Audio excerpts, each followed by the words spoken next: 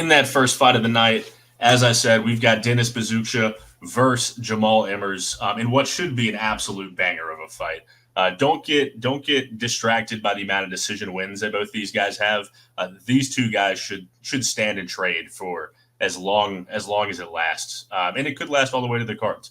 The overs at 2.5 set to -215. Not to get too big in the odds, but it should be a pretty entertaining striking affair for pretty much the entire time, unless Jamall Emmers wants to take it to the ground, because Buzukja trains at Chris Weidman's gym, is 0-1 in the UFC, but he made his debut against Sean Woodson. And if you're not familiar with Sean Woodson, he is as long and spider-looking as any human can possibly be that's not named Kevin Durant.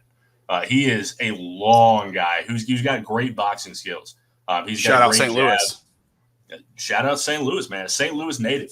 But in that fight, Buzukja made it on short notice, so you got to give him a little bit of respect there. But he also didn't make weight either. Now, the one good thing in that fight that he decidedly lost was that throughout the fight, he did increase how much he was throwing. So his cardio was looking good, and he was landing at a higher percentage as well. So that's good against a guy that's as long as Sean Woodson to be able to close the distance better throughout the fight goes rather than slow down. So like that a lot, but he's an interesting guy. I mean, he had 2 Dana White's Contender Series fights. The first one he lost to Melsik Baghdasaryan, which is a respectable loss for sure. And then he beat Romero in his second go-round after a little bit. But even then, he still didn't get an invite. Dana White still wasn't a fan of him. I don't know. Maybe he has a personal vendetta, but or just didn't excite him enough. But yeah, I mean, he likes to stay at range, and he really does his best work there. He's got to make sure that to close that distance against Emmers, he doesn't overextend himself, because Emmers is a fantastic counterboxer and striker in his own right. And I'll get to him in a second, but should be interesting. Buzukja in his 4th fight of this year, this calendar year now. So we'll see how much that's taken a toll on him, if any, if his durability is maybe a little bit more questionable in this fight being his 4th. But he's shown the tendency throughout his career to be able to rally after getting popped and come on strong in those 3rd and 4th rounds, which he's going to need, because he's facing a fellow Dana White's Contender Series graduate in Jamall Emmers, who on that Dana White's Contender Series fight in 2018, he fought Julian Erosa in an incredible fight, and both ended up knocking each other down. He ended up losing, but he ended up coming to the UFC in time.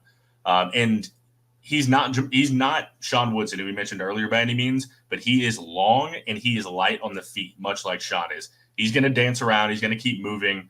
He's going to be just bouncing on the balls of his foot the entire fight. And he's got quick leg kicks to all 3 levels. That's something that Woodson does not have.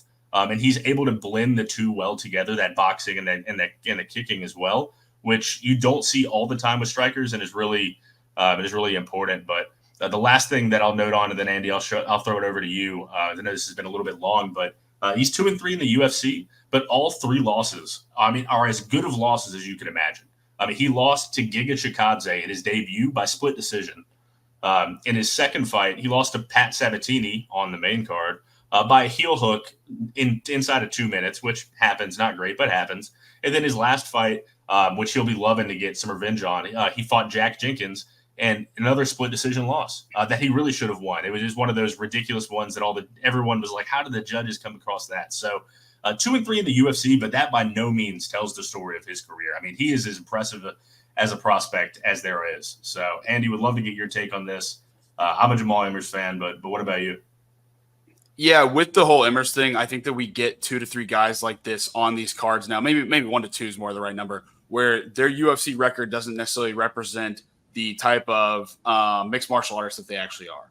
And I feel like Emmers is kind of this gatekeeper fight for Buzukja, where it's like they're giving Buzukja this fight to say, hey, you're going to get this guy who is pretty talented, and you're looking at a lot of the factors that go into this. And if you're just looking at Tapology or Sherdog and getting kind of what the matchup's going to be without looking at the odds, you'd say, oh, it might be a little bit closer, but as without actually diving into the tape. When you dive into the tape, you see why Emmers is such a big favorite here, because he offers that length. The matchup is going to be kind of a nightmare for Buzukja, in my opinion, even though Buzukja has plenty of lengthy fighters to go up against at Chris Weidman's gym. I believe Wonder Boy trains there too. You have, in my opinion, somebody who is in need of this fight in Emmers much more than Buzukja, where Emmers is going to be out for blood. He has to win this fight, in my opinion, in order to keep the respect of the UFC, as well as to keep the respective fight fans alike. So my pick for the fight is Jamall Emmers. I now feel like his odds continuing to move, right? Like it was minus 230 yesterday. Now he's up to minus 260 in a lot of spots. It's tough for me to bet this one because I'm not necessarily going to be tying the first fight of the card to a parlay myself, even though I believe that is what you are doing. That is what I'm going to end up doing. I've got Emmers as well in the fight. And our horn is going fucking nuts in the background. If y'all can hear it. I'm sure our good friend and producer Ben will be able to fix that on the back end. But I've got him. I've got it tied to another play later in the fight because it is too expensive.